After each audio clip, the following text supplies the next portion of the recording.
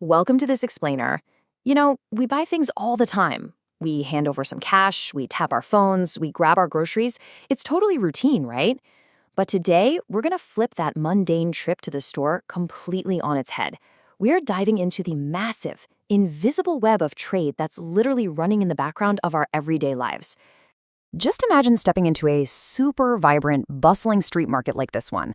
You've got colorful textiles, fresh produce, hardware, just piles and piles of stuff everywhere. It's a total sensory overload. But have you ever actually paused and wondered, how did all of this get here?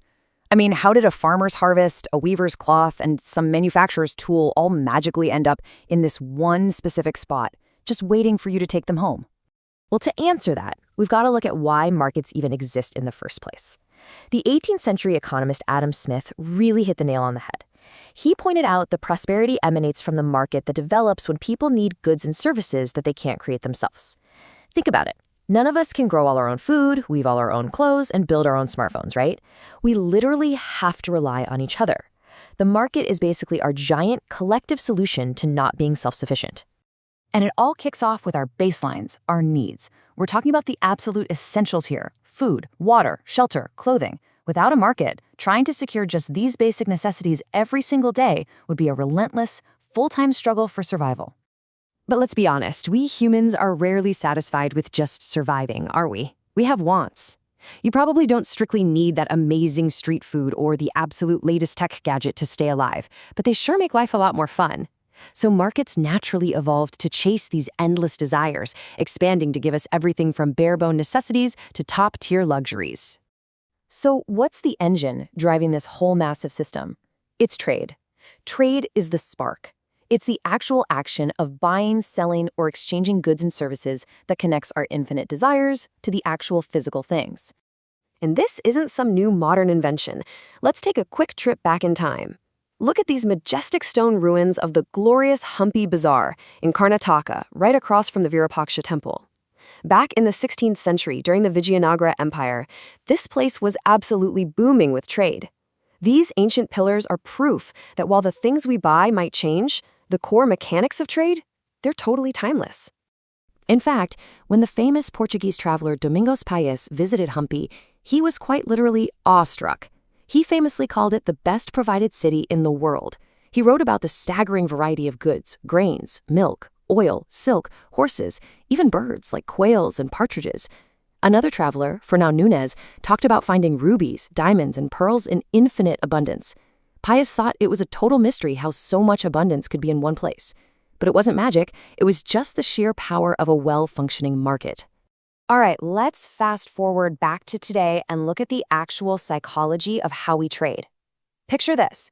You're walking down the street and you spot a vendor with a cart full of fresh guavas.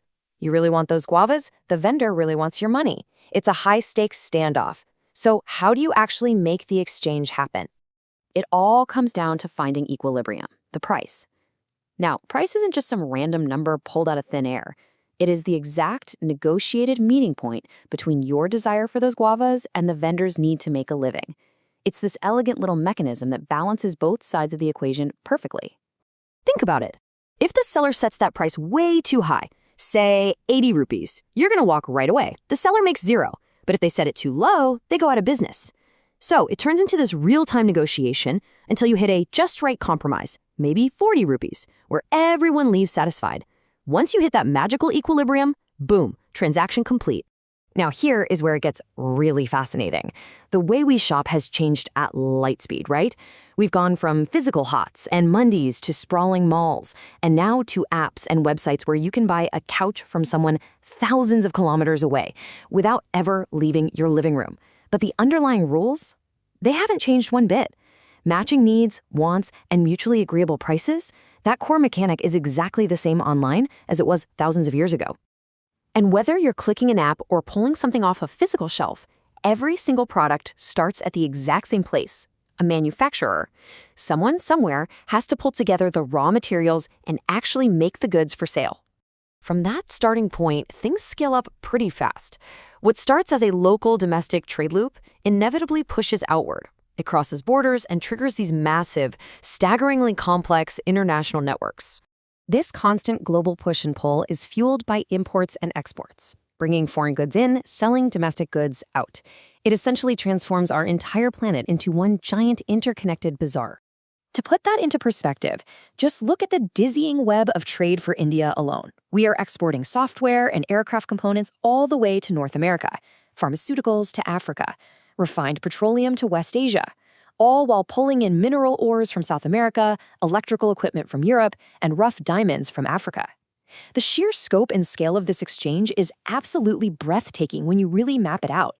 And just to show you how much we rely on this global web every single day, did you know that in 2024, India was the world's absolute largest importer of vegetable oils? We're talking mind-boggling quantities of palm, sunflower, and soybean oil. And most of that palm oil is shipped straight from Malaysia, Indonesia, and Thailand. So that basic oil cooking your dinner tonight? Yeah, it probably traveled thousands of miles across the ocean just to sit in your kitchen pan. Behind that one bottle of oil, or really any everyday item you buy, is a hidden logistical miracle. There is a relentless supply chain flow. It moves from foreign producers, gets packed into massive bulk shipments, crosses oceans to wholesale warehouses and mandis, trickles down to your local retailer, and finally lands right in your hands as the consumer. So, as we wrap up this explainer, I want to leave you with a thought. The next time you tap Buy Now on your phone or hand a crumpled note to a street vendor for a simple piece of fruit, just pause for a second. Think about the massive, invisible global web you just connected to. How many thousands of invisible hands, how many ancient traditions of haggling, and what kind of continent-spanning networks had to work perfectly together just to bring that one simple thing to you. Kind of makes you see your next trip to the store in a whole new light, doesn't it? Thanks for joining me on this journey into the invisible web of trade. Keep questioning, keep learning, and I'll see you in the next one.